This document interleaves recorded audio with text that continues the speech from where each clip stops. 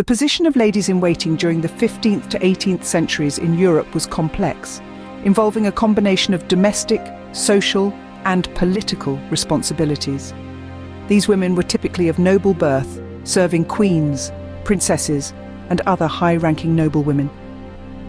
Their duties encompassed a wide array of tasks, ranging from personal care, such as dressing and grooming their mistresses, to overseeing household operations. Additionally, they provided companionship and were often privy to their mistresses' most intimate thoughts and plans. This role required a high level of trust and discretion, as ladies-in-waiting were frequently involved in confidential matters and court intrigues. In the Tudor court, ladies-in-waiting held significant influence, often acting as intermediaries between the Queen and the court. Their positions allowed them to access the Queen's favour, which could translate into substantial social and political leverage.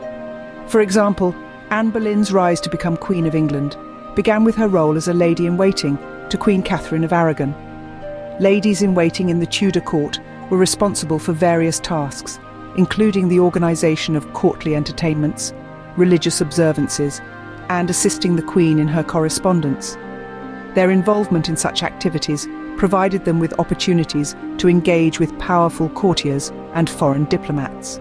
Across other European courts, the role of ladies-in-waiting shared similarities but also exhibited unique regional characteristics. In the French court, for instance, the position was highly formalised with specific ranks such as the Dame d'honneur, who supervised the Queen's household, and the Filles d'honneur, who were young, unmarried ladies serving in more junior roles. These women were essential in maintaining the elaborate etiquette and decorum of the court, participating in ceremonies and acting as cultural patrons. In the Spanish court, ladies-in-waiting, known as camareras, often came from the highest ranks of nobility and played crucial roles in diplomatic marriages and alliances, underscoring the political dimension of their positions. Beyond their official duties, ladies-in-waiting were key figures in the cultural and intellectual life of the court. They were often well-educated, fluent in multiple languages, and skilled in music, dance, and the arts. Their presence at court contributed to the promotion of cultural activities and the arts, serving as patrons of writers, artists, and musicians. This cultural patronage was not only a reflection of their personal interests, but also a means to enhance their own status and that of their families. For example, the ladies-in-waiting at the court of Queen Elizabeth I were instrumental in the patronage of Elizabethan theatre and literature. The social dynamics within the group of ladies-in-waiting were complex, marked by alliances and rivalries. The competitive nature of court life often extended to these women, who sought to gain the favour of the Queen and, by extension, the King and other powerful courtiers. Their influence could sway political decisions and affect the outcomes of courtly disputes. This internal competition was further complicated by the changing fortunes of their families and the ever-shifting alliances at court. The role of a lady-in-waiting, therefore, required not only personal loyalty and service but also astute navigation of the court's intricate social and political landscape. In summary, ladies-in-waiting in the 15th to 18th century European courts were integral to the functioning and culture of royal households.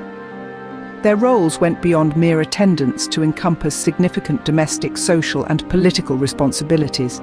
The Tudor court provides a vivid example of their influence, while other European courts reveal the diversity and complexity of their roles.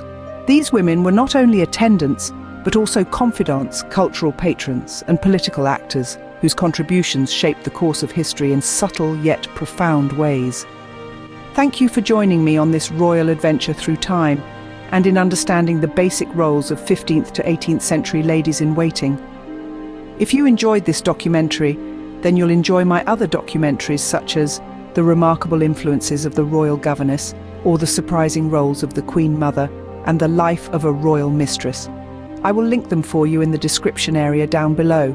Don't forget to like and share with other royal enthusiasts. Until next time, keep loving history and stay curious.